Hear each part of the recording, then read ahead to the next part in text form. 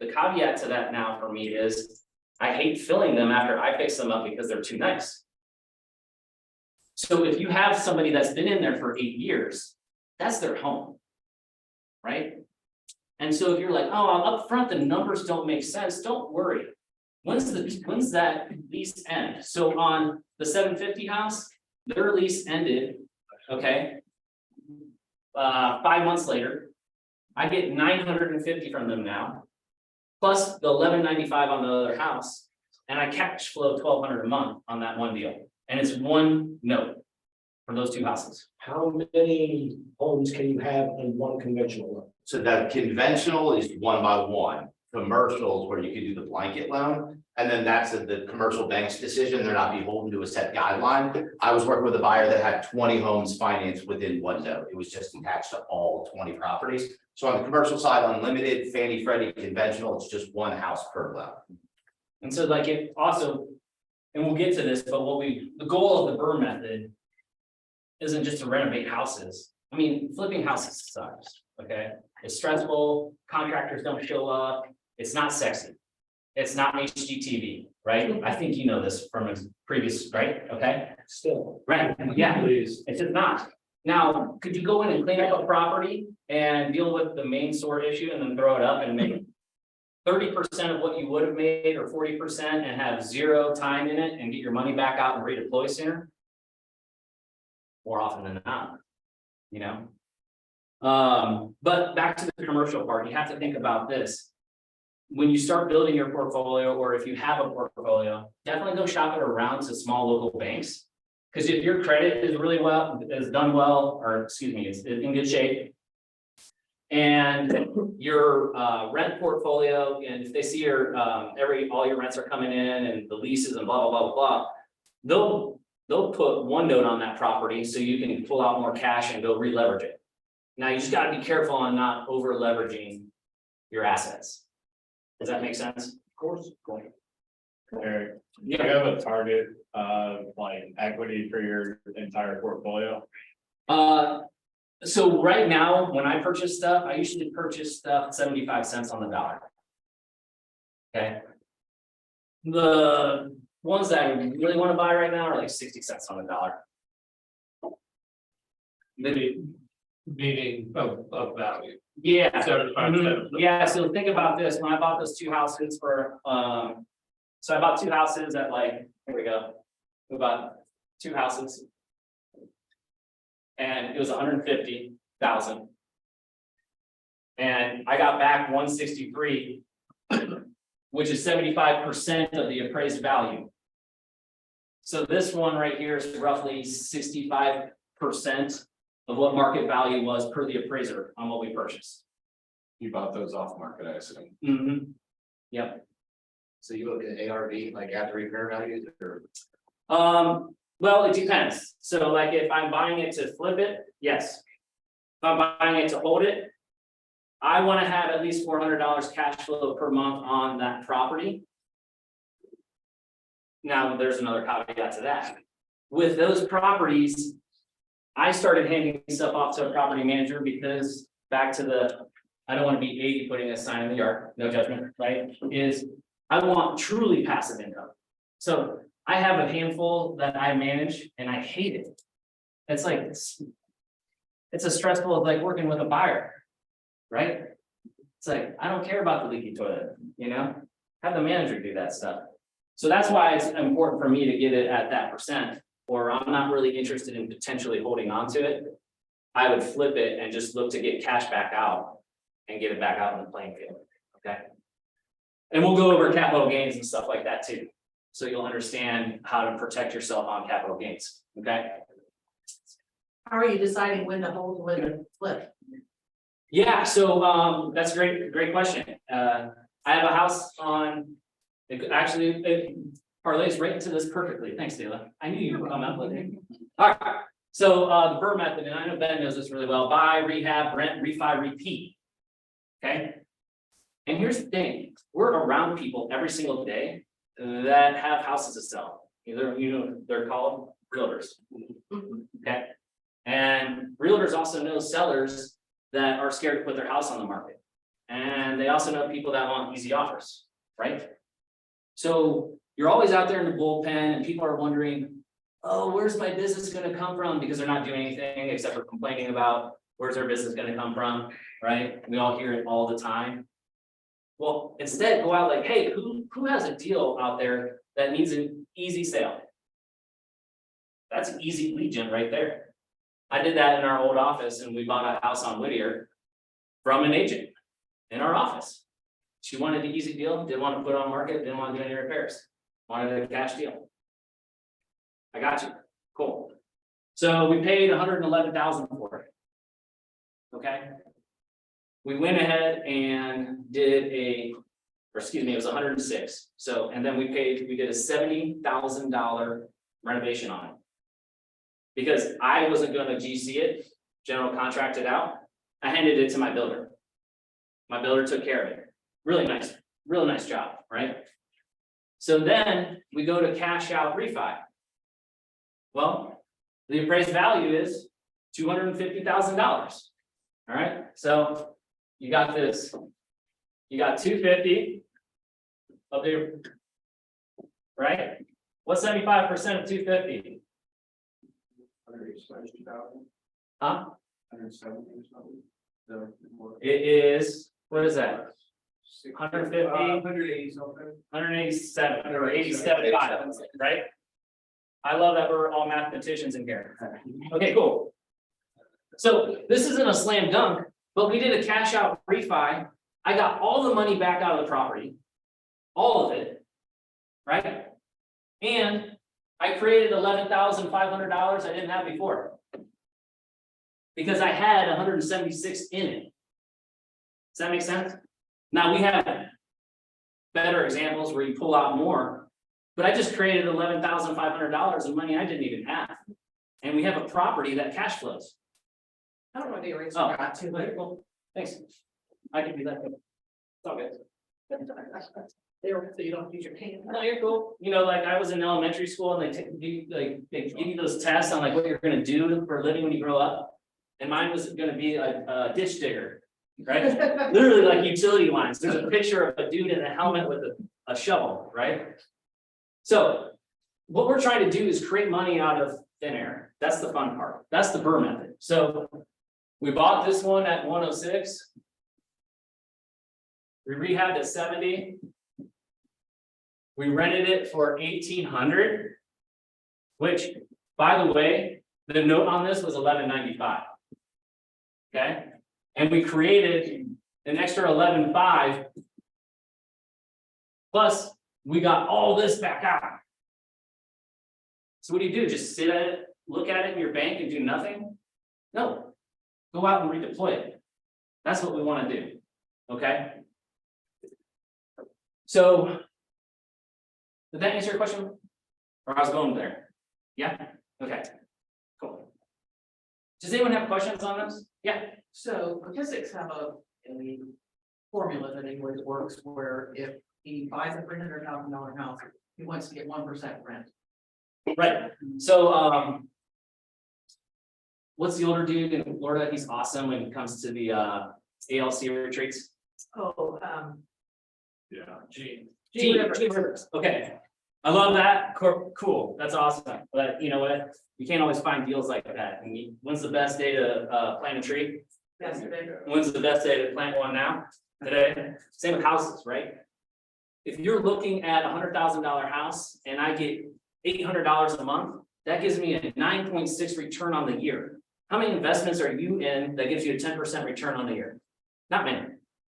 So if I'm 1031ing money or whatever, and I'm trying to get it back in the playing field, if I'm getting a 10% return on the year, it's not a bad thing.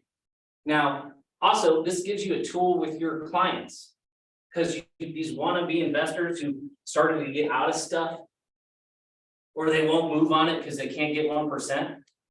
Well, cool. Do you want 1%, or do you want, which is 10% a month, or do you want 10% on the year? My financial advisor can't give me anything that gives me 10% on the year consistently. Eric, kind of follow up on that. Yeah. Is there a point where you'd walk away, right? So it's $100,000 house, you're gonna end up with the $600 mortgage. market rent's only $600. You're just gonna live like even. Yeah. Like, if you walk away from the deal or you just look at So that. back to when I sell, so it also goes back to the ARV, so. We have $176,000 in this house, in this market, even in this market, it's worth $325. Does it really do me any good making $600 a month? Or can I take that 100, we'll call it just 100 grand after realtor fees and all that stuff? Or can I take that 100 grand and go create more cash flow? So that's what I'm doing. Right? Plus that example, you have an infinite return on your cash investment. Yeah. Because you've got no cash. Yeah, and so then you just look on, and you can look at cash on cash return too, but already cash out refi. So it doesn't even matter. So back to your question and Mark's point is, if I can take that money and redeploy it, I'm not gonna be emotionally attached to properties anymore. I have a property I bought, it was my first property when I was 24, making $70,000 as a realtor, and I'm like, I'm rich, which is a great living. And I also went through 08 where I was like, oh shit, how do I pay for my mortgage? Right? Like waking up at 4 o'clock in the morning, going for a run because I couldn't sleep. So now we just want to insulate ourselves better and make sure we redeploy and not over leverage. And so in this actual example, my goal is to redeploy it because I'm going to get more cash flow going than $600 a month. I'm going to go buy 4 houses with that $100,000. Yeah, they're going off of that. I guess like earlier, not necessarily when you're buying or cashing out, but like you've held a property for 10 years. Like, do you keep just paying down the principal or do you look at doing a cash out at that point? Is kind of what I was getting at. Or Well, I'll get to that too, because I don't really care about long-term depreciation. That doesn't mean no good. I'm not 70 years old trying to have depreciation at that age. You're right. I am only 29 years away from that. Okay. I'm 41, so I'll do the math for you on that. But you're than that, right? Okay. Has your 75 cents on the dollar changed, like that number over the years, just based off the market? More on knowledge. Fair. Like, I didn't even understand, like, going to a listing appointment and seeing if someone didn't want to deal with that. I was always just wanting to put another sign in the yard. And I don't care about my name. I mean, we're changing our name just so people won't call and ask for me. And it gives our agents, our associates on our team, a platform to grow their name. Right? So it's just about knowledge. Like if I knew what I do now, it's all hindsight 2020, right? I wouldn't have done any of those things I had done previously. But what we do, have you ever known how to do something just the first time? No, it's called failing forward. So I just actually failed forward and failed a lot. And then I was like, okay, cool, that didn't work. I should probably not do that anymore. Well, talking to investors, I see a lot of people using the Mayo formula of ARV, and they were using, they're like, I'm looking for 70 cents on the dollar. And as I've been talking to them now, they're like, I'm okay with 80% because it's oversaturated. I'm okay with 85. You know what I mean? And well, then it goes back to like, so bless you. Some people are gonna have their own algorithm, if you will, on what they want for cash flow. For me, if it's in an A neighborhood and I'm getting 300 after property management and everything, I would look at that. But if I'm in a B or C, I might be like 400, 600, whatever. And so that insulates you, right? Did that help? Yeah, that's. I don't know why I can't change this. I'm not a technology wizard or something. Eric, you mentioned that you are going on listing appointments and having conversations, and that's how you're finding a lot of these. What are you doing to lead gen? That's actually not actually a lot of them. That's just, Handful. yeah, and that's, I do a lot of the, don't listen, don't record, but I do a lot of cold calling. I actually pick up a phone. It's weird. I know it weighs like 300 pounds for most people. That's why Mark and I hit the gym together. Okay, because he's built his company off of cold calling. And after the team leader world, I was like, what do I do? I'm like, I didn't really want to go back into day-to-day sales. I love the leading part of it. How can we change our associates' lives? We can teach them how to build wealth. So we got coaches and we implemented systems It's weird. You know what's weird? It's called, the color of that book, it's red. The MREA. We follow that. And everybody's like, oh, that's old. Oh, it's old as your attitude, man. It sucks, right? Matt, how many amazing deals have you picked up from cold calling? Thousands, I don't know, first. last Have you week. made 6 figures from cold calling? Right? What the hell else am I gonna do? Yeah. Yeah. Oh, you know what you could do? You can post on Facebook, hey, I'm a realtor. Great. If you need help selling a home, that doesn't work. How many realtors are in the market, man? As of yesterday, 9,000. no, it's 8,095 as of yesterday. I Okay. just got the new number. So what's the okay, the 7 degrees of Kevin Bacon, right? Right. Okay, so imagine if you had set 8,093 or whatever Kevin Bacon's. How quickly would you get to Kevin Bacon? 1 degree, 2 degree? What I'm saying is everybody knows a realtor. So just saying in Facebook, hey, I'm a realtor, it's not gonna help you be successful. Can you get that easy dump once in a while? Sure, that's fine. Go prove me wrong, that's cool. But that's not consistent, that's not scalable. And so that's what we're really preaching here. How do you become scalable with your wealth and your business, right? I can't get this to work, Dale. Oh, what do you need? I need to flip. But I think that's a wrap song. Did you originate commercial? I cannot be. Okay, In fact, Mark actually referred some people to my commercial lender. which is, Is it Premier? It's John Apple. It's out of Bowling Green, actually. Yeah. Back to finding smaller banks to work with. It's a great way to create relationships, to get things done that some. Thank you. So we'll Okay. talk about it a little bit later, so yeah, the commercial loans, obviously, I can handle the, conventional type deals. We got the guy for commercial. We'll talk a little bit later about transaction funding and some flip funding. I also do that on the side of the side business. So we'll talk about different ways to finance properties depending on how it plays out. So, and this is cool, this is really cool stuff that we'll get into, so, this is one of Mark's method or, slides that he had. Which we kind of just talked a lot about, but you wanna rock with this? Yeah, really the only other difference, right, the delayed financing comes up with investors. Again, this is gonna be for not the professional investor with 50 properties, right? They're gonna have to go commercial. But say somebody buys their first investment property, they pay cash for it because it's in crap condition. And then they rehab the property, now they want to pull their money out of it. To do a standard conventional cash out refi, they have to wait 6 months in order to be able to use the new appraised value.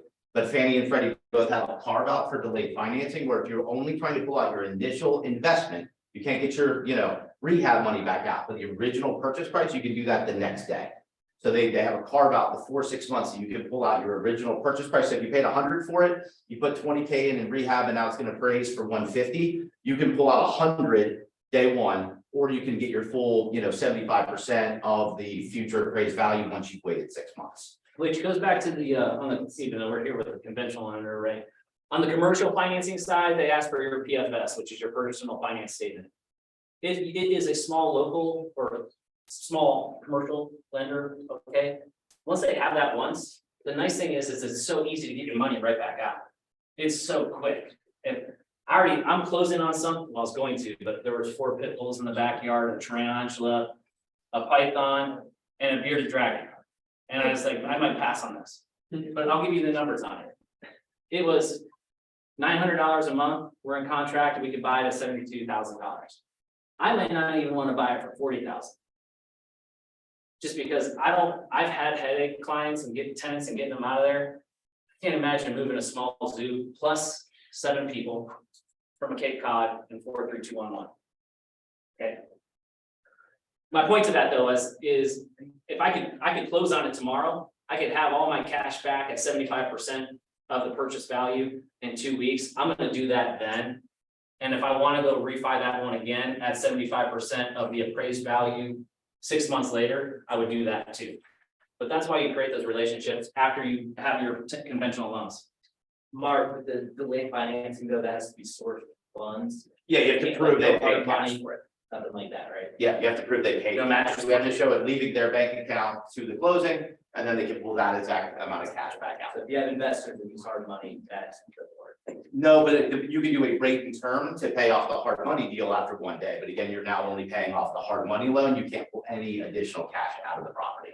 So you'd be limited to that. If they have a loan, you can pay off the loan after 1 day. If they pay cash, you can pull out the cash after 1 day. In neither of those scenarios, you can't get your rehab money back out until 6 What months. about private lending, private funding? So here's a rule about Paying private off funding. private funding, or What he's referring For to. the delayed. Yeah, but so here's the thing. you can pay off the loan right away. You just can't get the additional cash out until you hit the 6-month mark. But if you get a loan for hard money for 100,000, there's no delay in being able to refi that and pay back the $100,000 hard money loan. Provided they did it right and did a note and recorded it on the property and didn't, do shenanigans.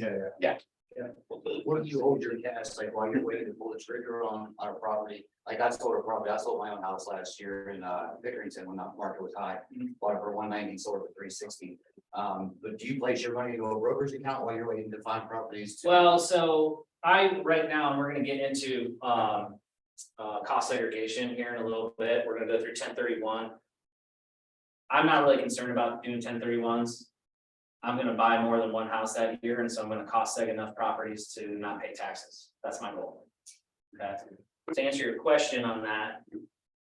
I have a smaller bank in Columbus that they give me 5% return on my money in the account. That's hard to find. I also did a government bond that I can't touch the money for after 12 months.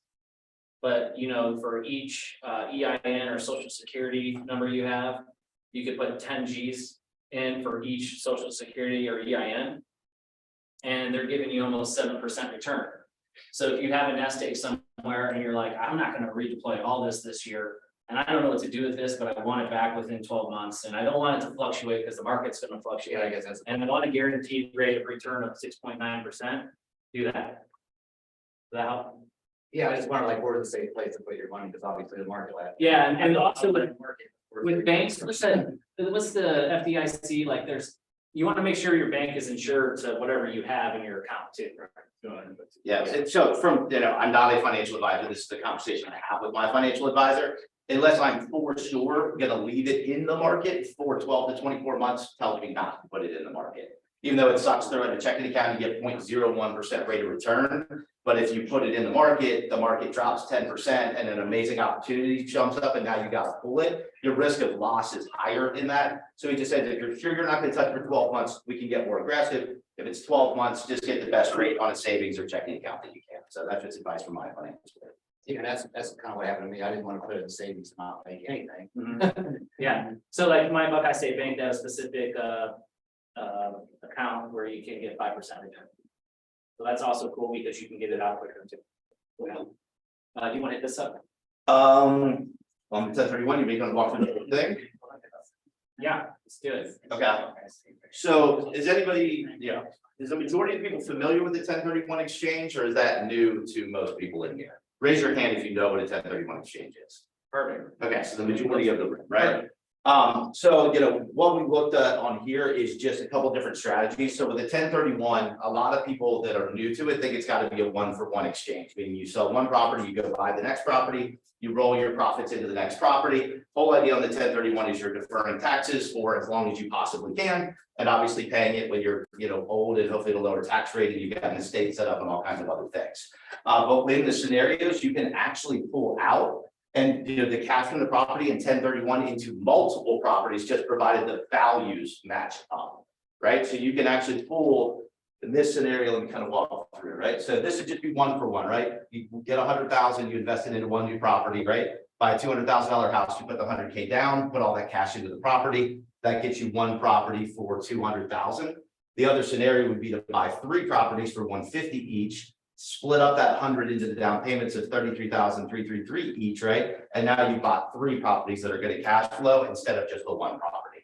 The whole key on the 1031 is you do have to reinvest all of the money, whatever portion you don't gets taxed. These numbers are for simple math, right? Because I thought that a 1031 doesn't apply unless you profit more than 250,000. Primary residence. Okay. Yep. So we'll get to short-term, long-term gains too. This is it. On to that point. So short-term gains is anything that's a year or less, right? Meaning you could get taxed up to 40% for somebody in this room, 30% maybe on average. Okay. So that means if I bought something for 100,000 and I sold it for 200,000, that year, I would get short-term gains of 40% and I would only net 60 grand. Okay. Now, if I did it a year and a day, it cuts my tax implications in half. So instead of paying my 40%, I'm only paying 20%. So when you're talking to your sellers too, this is important.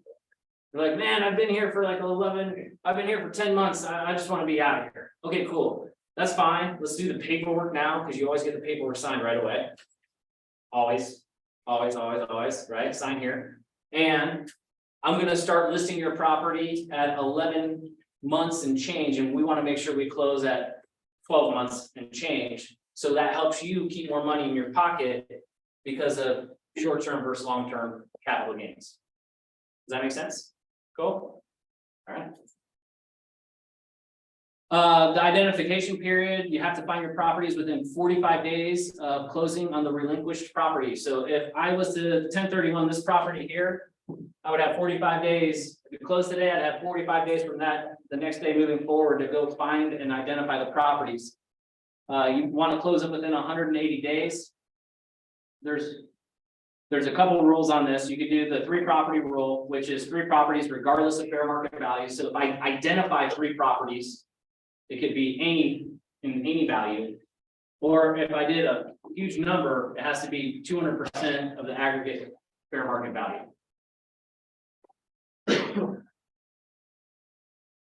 Oh, this is the did you know?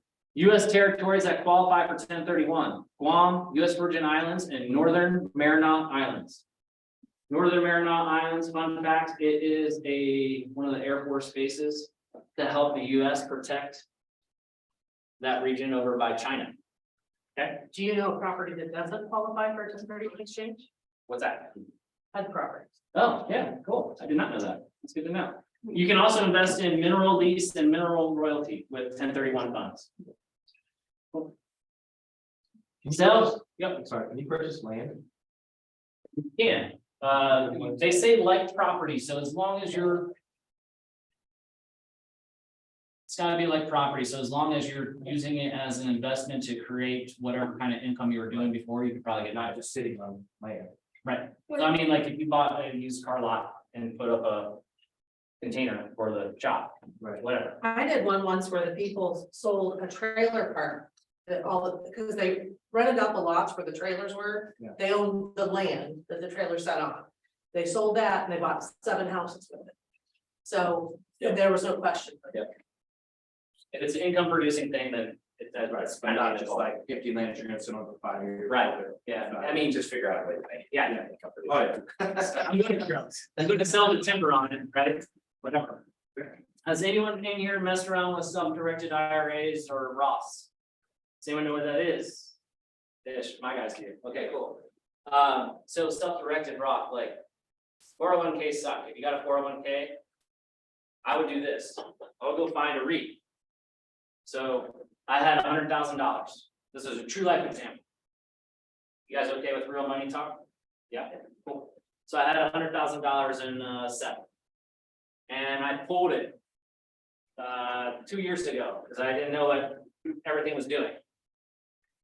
And I found someone that was buying a 130 unit apartment building in Dayton. And I said, cool, I'd love to invest in that. So I created a self-directed IRA. What that is it gives you check writing power. Now, there is strict laws on these. You cannot pull money out of these accounts. I can't write checks for anything that doesn't have to do with anything or what I have purchased. So like if you purchased a home, you could put that in a self-directed Roth or IRA. You could pay for repairs out of that Roth for that house. But you want to be very careful. Okay. So now what happens is I have whatever amount of shares that purchased me for that 130 unit apartment complex. I have 100 grand in there. And after they did value add to the apartment building, they brought up all the rents. And after 18 months or so, I got my first disbursement, which was like 3 grand and change. But I also have a bigger piece of equity, not share wise, but monetarily. Because they did value add to the apartment buildings.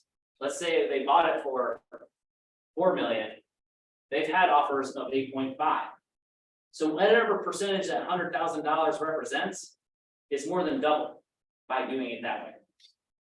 And here's the thing, what I love about real estate is this is what we do for a living. I don't understand stocks and bonds, and I don't care to. It's not my world, man, you know? But I do know who I trust in real estate and how I want to invest my money in real estate. So that's why I ask, who do you trust with your money more? And here's the other thing about financial advisors. What's the term called? We're the fiduciary. Majority of them aren't fiduciaries. They don't care. They're selling you products. That's it. That's all they're doing, selling you products. So if your financial advisor is not a fiduciary, number one, ask. Number two, start thinking about finding someone else if they're not. And it's not personal, this is business. Yes. That dude's selling products versus making sure he's doing what's best for you as like we have our fiduciary responsibilities. So you ask your financial advisor, like, what's your bank account, bro? Yeah, 100%. Yeah. I have more money than you. Like my CPA, when I fired my last CPA, I interviewed 4 or 5 CPAs. Now my CPA owns a commercial building like we do. And I'm like, okay, cool.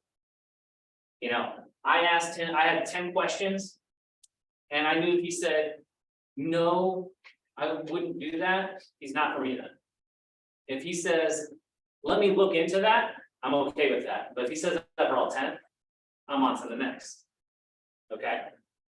Get something on the IRA thing really Yeah. quick. So for those of you that have done my financial management class, we talk a lot about setting up a self-employed SEP IRA. Where you can stash 25% of your profits up to 58,000 per year into a SEP IRA. So if you make 200 grand, you can stick 50 grand of that in the SEP IRA. And then what can happen is at some point in time, you can convert the SEP IRA to a self-directed IRA. So if you've been able to accumulate $100,000 in your SEP IRA, now you want to go self-directed, you can move that 100,000 over. And now in the self-directed, you can buy rental properties, flip properties in there. You can do a lot of things with real estate to get a better return on investment than you would in stocks, bonds, mutual funds. Here's But something. you have to build up the value in there first. Yep. And here's the other thing you can do too, is like with Ross, like. Blatantly, I make too much money to have a Roth. So if you're not past that threshold, go create a Roth today. And do it self-directed if you're gonna stay in the real estate world, okay? I'll get you, Max. And so here's what I can do. We pay our kids $12,000 a year. Why do we do that? Well, we put 6 into a Roth. Okay, it's a self-directed Roth. Carrie and I have a Roth. So we could pull ourselves together with a LLC with shared interest, go do a flip, go sell that flip, and those funds get shared back tax-free into our Roths. Okay? The other part about why we pay our kids $12,000 is because it's not taxed.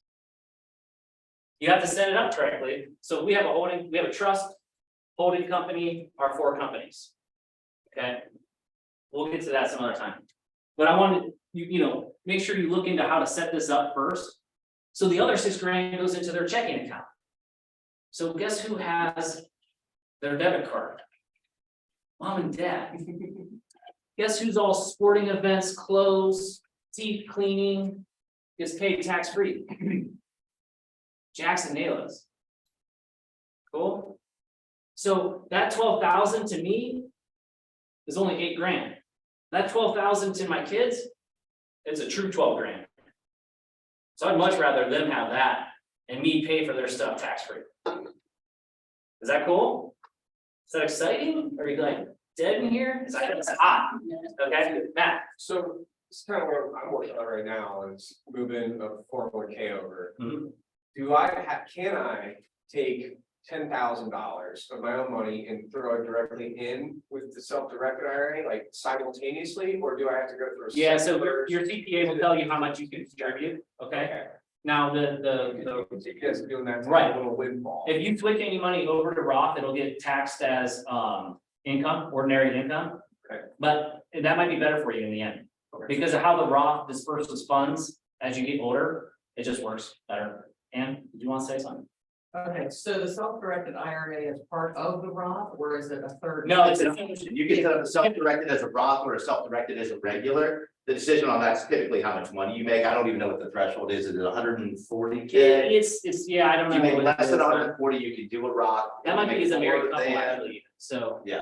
But those are two different animals, and the only reason why I had a SEP is because remember the fiduciary part? I was sold products and I was like, shit, man, I'm wasting my money. A Roth would have been way better of an idea for me at that age where I was making that income. But I'm gonna tell you, my goal this year is to do a backdoor Roth. Okay, I do a backdoor Roth, and like I said, remember iceberg? Okay, this is the tip, like go find the professional. I'm just here to like open eyes and go like, hey, go do something different. You can fund money into your SEP. They convert it to Roth from a SEP. I can't put money into a Roth because of my income level. Okay, when they take it from the SEP to the Roth, it will get taxed as ordinary income. But because of the benefits of how we can pull that money out, it makes a lot of sense. Just to And- clarify the point on that Go too. ahead. So the regular IRA is taxed right off today, right? So if I put 10 grand into my IRA this year, I can deduct that from my taxable income. I save the taxes today, but I get taxed on the way out, right? So I get taxed on all the earnings, everything as I take the money out. The Roth works the exact opposite, where you basically are putting in after-tax money. So I'm paying taxes on the $10,000 today, but all of the earnings and everything else that accumulates over the next 20 years, when I take it out, it's all tax-free. So again, if you make less than a certain number, you can go direct into a Roth. If you make too much money, you'll have to go into a regular IRA first, and then there's a backdoor Roth. But again, you'll want to have a really good CPA and a really good financial advisor and pair those two up together to walk through that strategy, because it's really easy to mess that up and get a giant tax bill you weren't expecting. So any of this stuff we're talking about, putting your kids on payroll, setting up the IRAs, self-directed, all of that, obviously, we always tell for sale by owners, don't sell your house on your own, go to a qualified realtor, same thing here, make sure you have a financial advisor and a CPA that you trust, because it's really easy to not get, good advice and mess it up. So make sure you got trusted professionals, because all this stuff is very complicated. It's easy for them, it's complicated for just the average person trying to sort out how all this stuff works. So let's add to this real quick. Once again, financial advisor, even if they are fiduciary, just like how you want to keep the listing that's overpriced, they want to keep their money with their company. I'm talking about taking it away from them and putting it into a self-directed company. Your financial advisor is going to be like, that's stupid. But I love it. Okay, I love what it's done for our family. And again, if you get a good financial advisor, so my financial advisor said, here's the pros and cons, and actually just said, yeah, you want to do this, cool, do it. If not, here's how this looks. So again. And self-directed IRA.com is where you go. If you do, look into self-directed IRA.com, if you end up wanting to look into that venture, okay? So do you think? Is that You go. What was the website? self-directed IRA.com? Okay. Okay. Do you What? have a CPA or someone you for financial? My CPA is not taking on any more clients, actually. Okay. And if your CPA is inexpensive, you have the wrong CPA. Just like how I don't negotiate my listing commissions ever, and I know I'm not supposed to talk about that, but I'm passionate about it. If you're not paying them their worth, they're not looking after your money. It's your job to look after your money, right? You think you're gonna go to, what's that, one in the strip center, and they're gonna protect your best interest? Oh, no. They wanna turn and burn. Right? What's those places called, like in the strip center, right? H&R Block. Yeah, you know what I'm saying? They don't care about your money. They get 0 F's about it. Right? The financial advisor I can give you a referral on, actually trying to find a good local CPA. Mine's down in Cincinnati. It deals with. I do have- It's not individual investors. So I don't know if anybody knows a good CPA. Yeah, I actually have, I'd love for some referrals for that. I do have a financial advisor, no joke though, who's a fiduciary, he's amazing. Because and some people disagree with me, but I'm funneling money into a whole life insurance. Because no matter what the market is, banks will always allow you to pull out 90% of that. So if I funnel in $100,000 into a whole life term this year, I could go to a bank and they'll allow me to pull out 90 grand and they'll take that risk. So then I could go take that and go redeploy it, and I'm still building up a retirement vehicle, okay?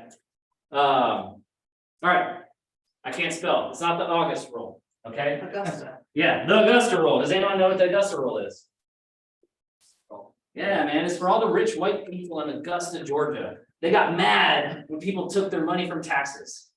This is true, because that's all that was there, right? And so what happens? Now it allows homeowners to rent out their home for up to 14 days per year without needing to report the rental income on their individual tax return. So when we had a team party at our house, that was fun, right? Yeah, got some eggs thrown at each other, you know, some good barbecue. And Eric Cliffel invoiced the Cliffel Realty Group $4,700 for that event. Guess what? The $4,700 is tax free. Okay, so if Mick wanted to have leadership events at his house 14 days a year, let's do it. And so 700 a day. Where are we having that LC meeting? street on Friday. Someone said, I wanted to have my house this year. Yeah. Okay, Location. all right. And so this goes back to like, who do you trust with your money? This is our coach. He is one of Gary Keller's, he actually coaches, KW Wealth.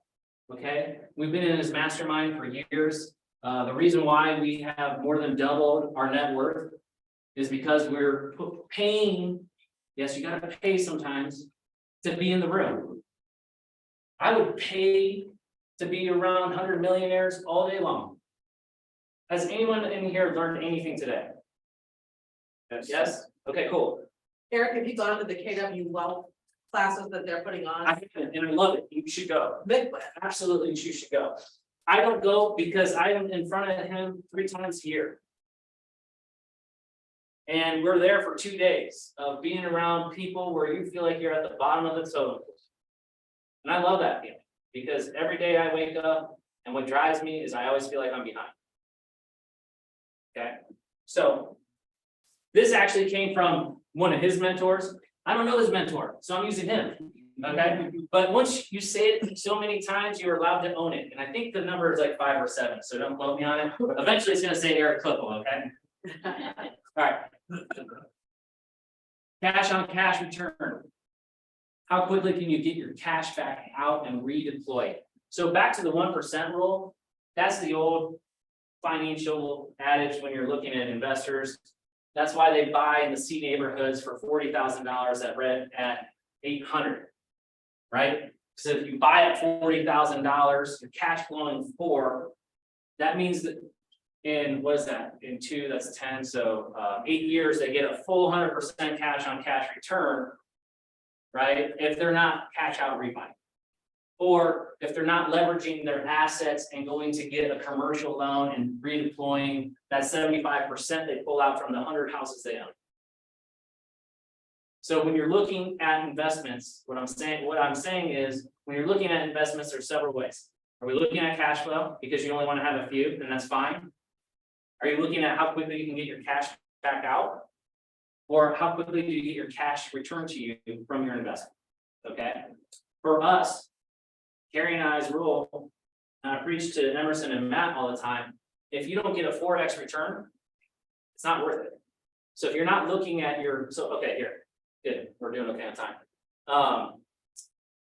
Single agents, you should always have one really good lever of leads. You want to have 1 to 2, but one that's really hammering it, whether that's your sphere, your neighborhood, whatever. Teams, you want to have a minimum of 3 levers, 3 lead levers. So if we're paying for PPC, pay-per-click, I got to track that to know what my return on investment is, right? Now the average internet lead, like, oh, that's stupid, don't do that. I don't care what anybody says, don't do it. Here's why. That lead clicked on every other house that they just looked at and wanted to talk to that agent, and that lead is going to 30 other people. So get the cheap PPC because every internet lead, the incubation period is on average 18 months. That's why you track what comes in. So you understand what your return on investment is. Does that make sense? Maybe. All right. Cost segregation versus depreciation. So depreciation is when you go to those CPAs that say, oh, don't do cost segregation, you want the depreciation for the 27.5 years. So that's great. 27.5 years, I'm gonna be 67.5. Do I need depreciation when I'm 67? Or do I need it all right now?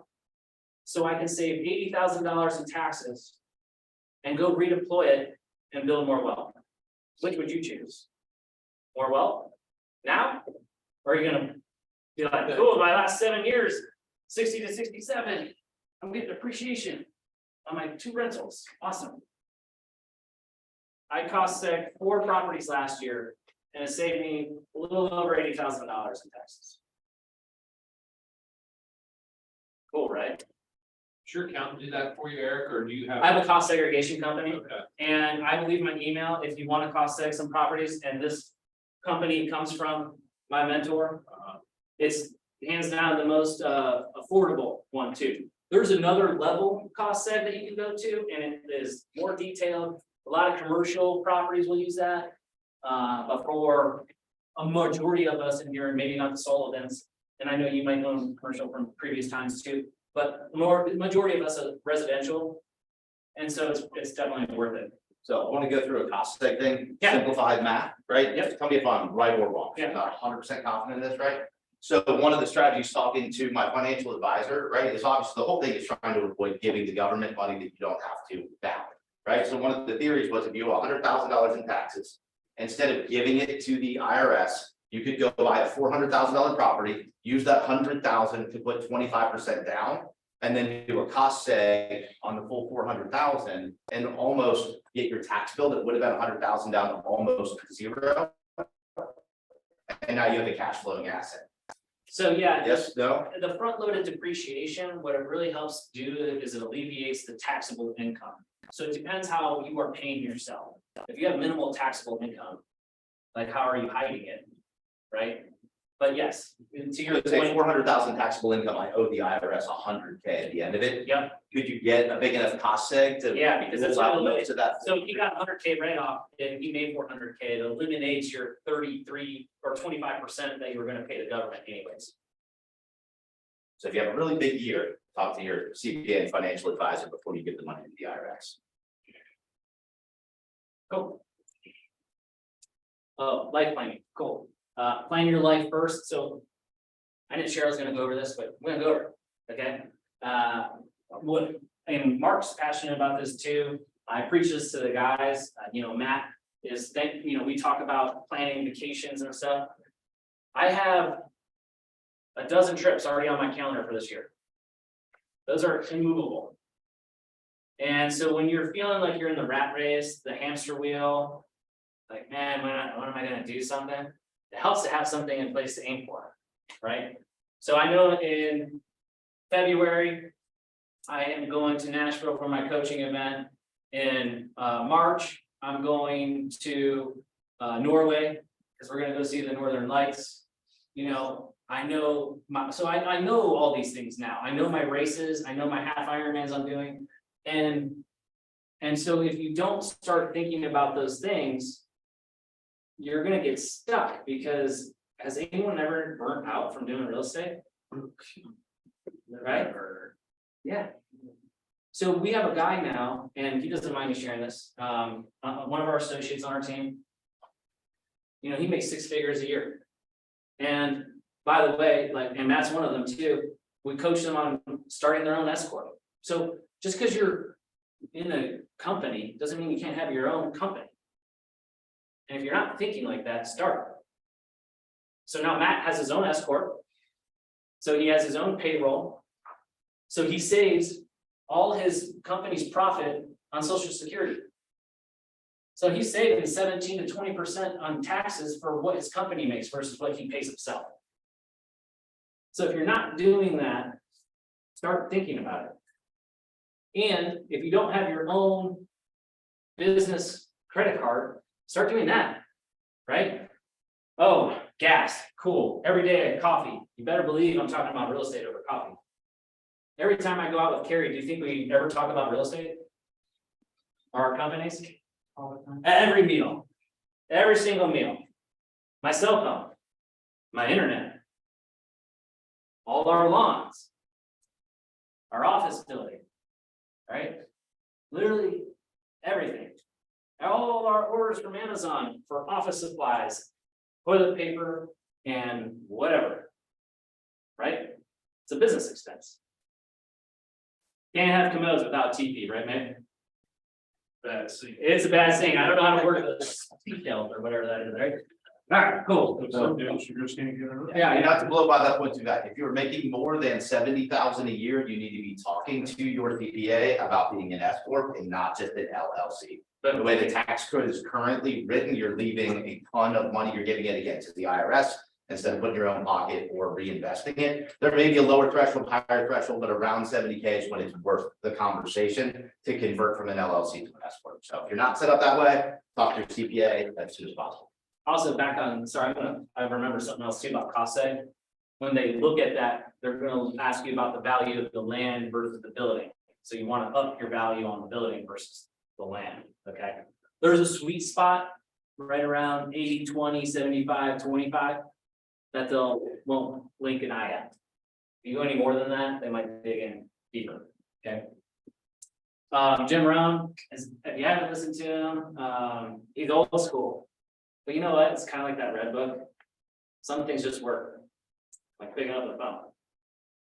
And yeah, right. You're the average of the 5 people you hang out around with the most. This is a reminder of like just being a realtor every day. Man, this is gonna get easier. I was out with my dude. He's a business owner too. His name's Rick. I'm not even kidding. His name's Rick. The third. Rick the third. And that's for that, I thought it was, that my team wrote it down. Rick the third. So his son's name is Rick Bowen. So they call him Bowen, but he's the fourth. Okay. And he's a tall ginger and he's a physical trainer. So he's really hard to miss out on, right? And so we do this thing called gravel riding. And it's just like these hills in the backcountry. I go out past Utica. Okay. And it's crazy out there. I mean, this lady even had her got attacked by pit bulls recently too, right? So there is some scary stuff out there. You get to see some really cool political flags out there too. Very comical stuff. But anyways, I was climbing and I'm climbing these hills and I'm like, man, I was in shape already. Once this stuff get easier? It does. It doesn't get easier, you just get stronger, right? So if you start to feel like something is too easy, then you've decided to stop growing. Right?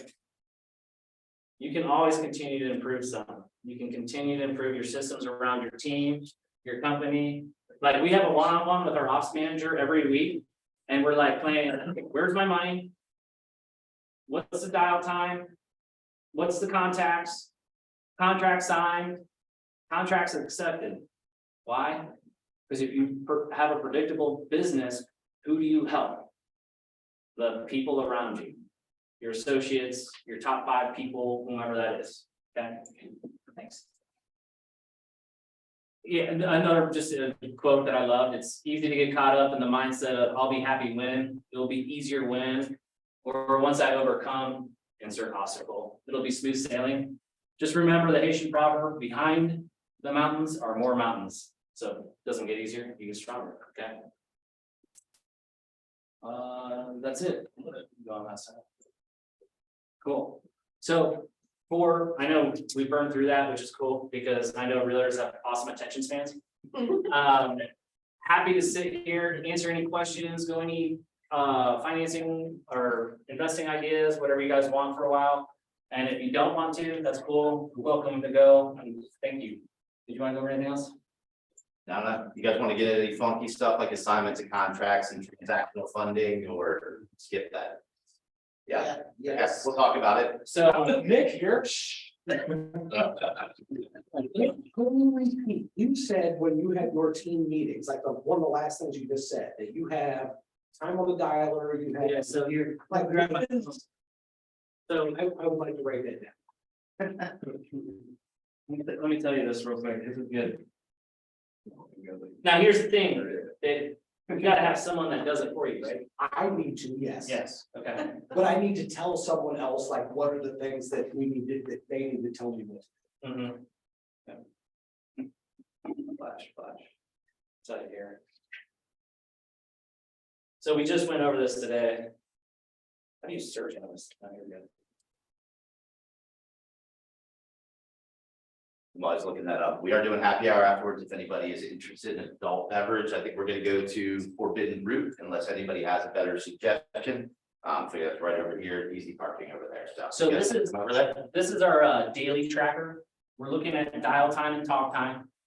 What we're looking at, so like our business isn't for everybody because people are scared to do work. And I get that, okay? Scared. They are, man. They don't want to work, dude. But how many people you know in your office that want to sit on the phone for 3 hours, Nick? Okay, No. that's, you know why? Because they're scared of pain, man. That's Fear of why. rejection. That's it. So, dial time. Here's a good example of, let me get up, oh, this is an old one. So Emerson is in here, so I'll go, this is back in, November. I pulled up an old one, but I'll just go over. He had 5 hours dial time this one day. Because when you first start with us, if you're not hitting 5 hours, I can't help you hit your goals. We come in and ask you what tier you want to make. Do you want to make 35 to 50, 50 to 70, or 70 to 100? If they choose that 100, you got to hit 5 hours a day while you're building up your pipeline, or I can't help you. Carrie can, and Carrie will sit on the phone. She's a bulldog. She's the best person on the phone in our office, I would say. Wouldn't you say? And they don't say that just because she's my wife. I promise you, she's fantastic. So dial time, talk time, contacts.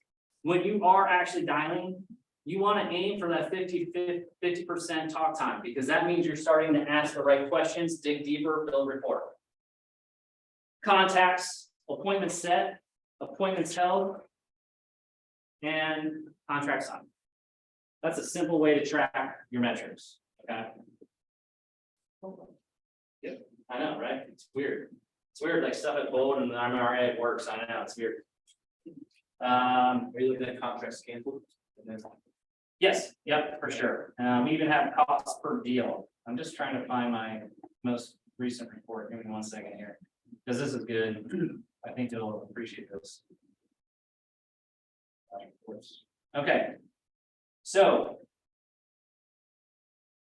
every week, so we have 13 tabs on this report, okay?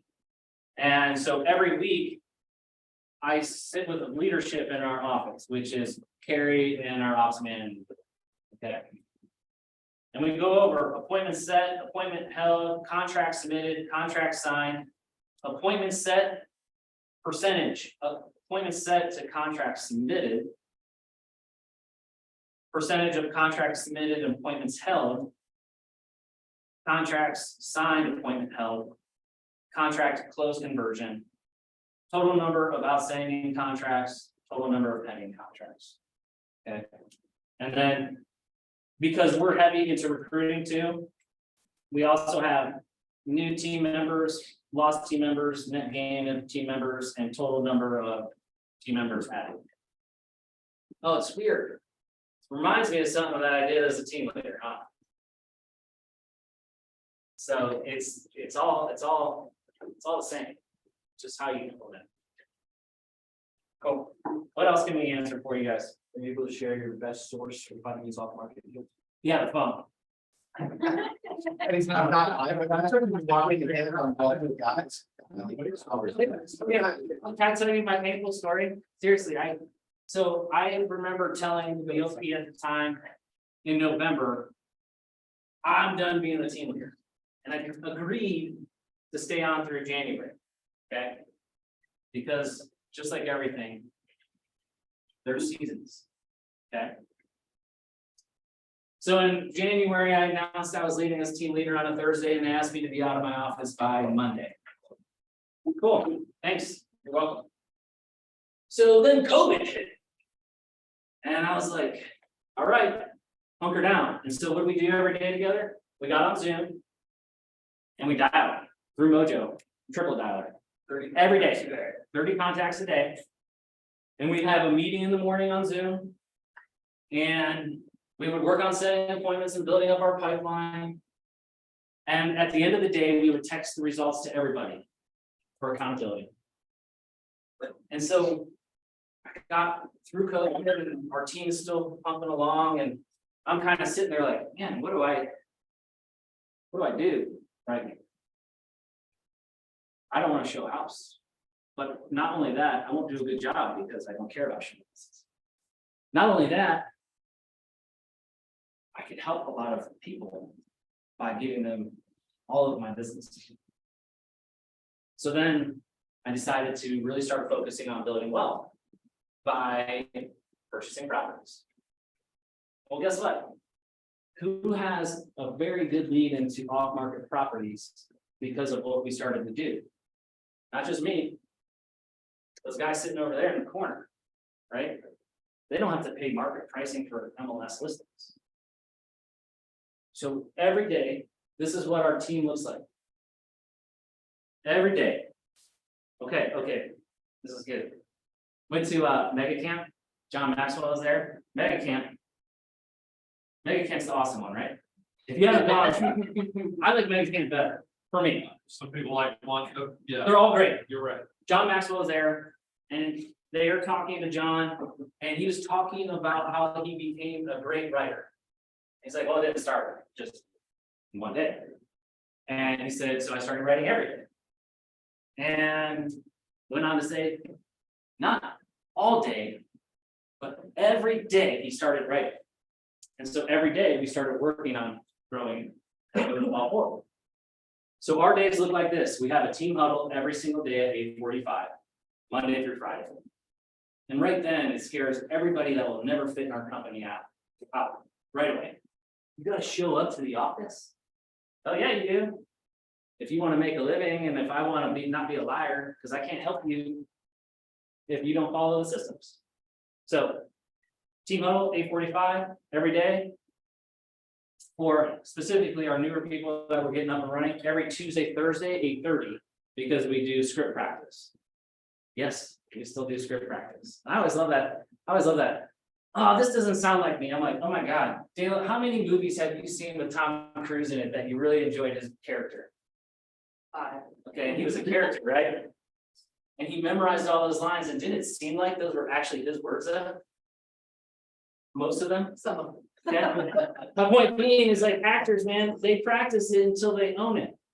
So don't worry about if it doesn't sound like you. Do it over and over until you own it and it's yours, and then you can start changing it up. But don't say it doesn't work because you've never done it. I always love those people. The thing I don't miss, and I'm sorry guys, but like these guys in here, Sullivan, Mick, they know how to help people grow. They know how to do that. And people ask them all the time, and I know from experience, and then I go back a week later into the bullpen, and that same person's complaining about not having any business. Cool, what have you done differently? Nothing. Okay. That sounds like a you problem. Right? So you guys have great leaders around you, use them. Like that's cool, right? Did you always like getting on the phone and cold calling? That's actually a great story too. No, I had to retrain myself. When I was a solo agent, I closed 50 deals with just the admin, right? That was like my best year. And I was like, okay, cool. And when I first started in real estate, any lead that would come in, I'd pick up the phone, call, follow up with them because I was hungry. And then I got to the point where it was repeat and referral, and I was by myself, and then I was helping build a team, and then I had to implement these systems to become scalable, right? And then I had to, after I got out of the team leader role, I went and retrained myself to sit there. I sat there looking for an off-market deal 30 days by myself while they're out hustling and selling real estate, dialing for 5 hours a day by myself until I set my first appointment. I was like, geez, should I quit this already? I suck, you know? But you know, consistency over time compounds. And so if you work on it every day, not all day, You can get there. That's a good question. I'll chime in on your answer though. I don't think anybody likes it. I don't, they say that they love just cold calling. There's something really wrong with them, right? I like the results that come from the cold calling, right? So as long as the effort equals income at the end of the day, that's what I used to make, I don't do it anymore, but I used to make cold calls 6 hours a day. Yeah, hated every single minute of it, but I liked all the deals I was closing. I try to think of ways to get people comfortable with it, because sometimes it's fear and all of that. Oh, pick up the phone. 99% of the time it's fear and call. With that, Yeah. Close one deal, calling on, you know. The best thing is being uncomfortable, right? Close a deal. If you are comfortable, are you growing? no, Oh, cool. So you don't want to grow? That's called a dead tree. So as far as trying to get that, back in play, right? So, obviously I've grown my business. I cold called realtors for many years when I first got it going. For a while, just kind of got out of the rhythm of it, but I was having some LOs that were complaining about it's hard. I can't find time for it. So we actually now implemented what Eric's team does. And on Monday mornings, we get on and do a 15-minute huddle from 10 to 10:15. And then everybody has to stay on Zoom, including me, for an hour after that and just hardcore dial. Not allowed to have email open, anything else. So by leading by example, so maybe getting a couple people and forcing them to do it in that kind of group atmosphere. What I find from doing that is it's easier to hold each other accountable and actually get it done. Perfect example, just kind of funny story. Last Monday, the very first day we did it, 15 minutes into calling, I actually got a call from Franklin County Sheriff delivering a subpoena to my office for a past client, like nothing with any of my employees or anything else, right? But that normally would have derailed me. I would have spent the next 45 minutes trying to figure out what happened, but because I was on the Zoom call, had that accountability of other people there, I just forwarded the email off to compliance, got back on the phone and started hammering, right? So trying to do some organized events, doing it in groups is a lot easier to stay focused and trying to do it individually. Hey, Matt, would you do me a favor and just kind of share your story from where you were at before coming on and then where you're at now? Yeah. Where you worked at and like. Sure, yeah, so worked at the casino, since it opened. Late in 2019, well, we bought our second house with, Carrie was our agent, Eric was my agent the first time. Helped me buy $100,000 house in Marion Village, it was awesome, anyways. So we buy the house, we're all having dinner afterwards, kind of celebrating, and you say, you should do this, man. And as things are getting stale, Dave worked at the casino with me, things are getting stale there, and so I was like, yeah, let's bet on myself, let me get the hell out of here. So late in 2019, got my license, and then COVID hit. And tell them the most fantastic part about the story. What shift did you work and how pleasant was it? Oh, well, I finally got to work kind of more daytime shift, but I was working 10 PM to 6 AM. Oh, well. Which was better than yeah, that's to say, that's a good day, red-eyed at 4 in the morning and stuff. But that was better than the 4 AM to noon shift that I worked before that. So anyways, I was looking for something different. I was married, knew I wanted to have a family, wanted to take control, and I bet on myself. Started with the team, in early 2020, was just doing it kind of part-time. Yeah, like you got your license in 19 and then COVID hit, which was like a blessing, right? Yeah, I wanted to transition, but the hard thing is in real estate is you kind of just gotta do it. If you're just doing it part-time or just dipping your toes in, you're probably not gonna be very successful unless you got a family that buys and sells $10 million in real estate every year or something. So COVID hits and it was scary, but it was perfect for me because I started full steam with the team. So what we do, we make our calls, we're consistent with our calls. My business, first couple months was a little like this, just getting started, but the last 2 years I've been steady. Bad months, I still do 1 or 2, but we have just a nice, steady, predictable kind of business now.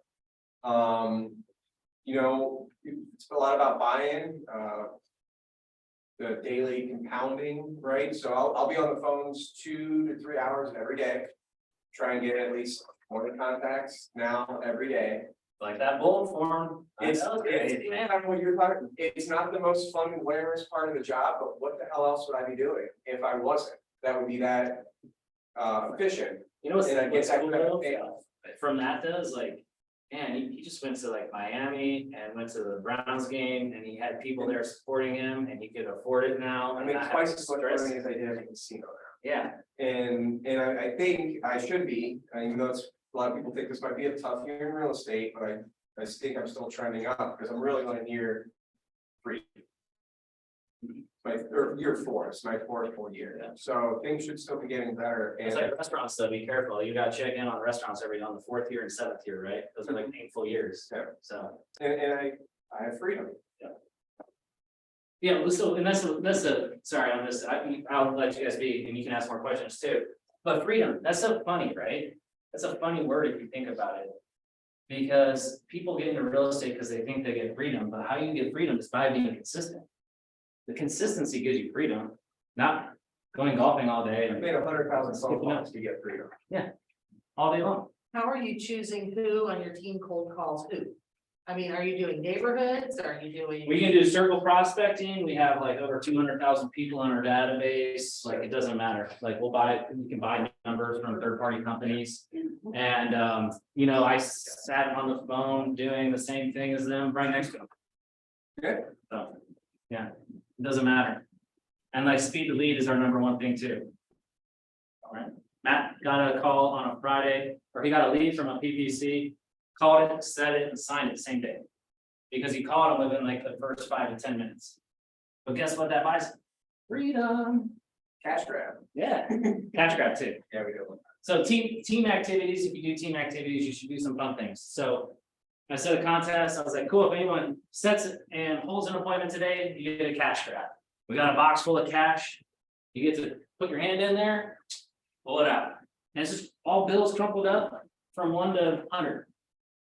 And, you know, so once that's gone, then we'll reset it, you know, but just different things like that. We got a dartboard in our office.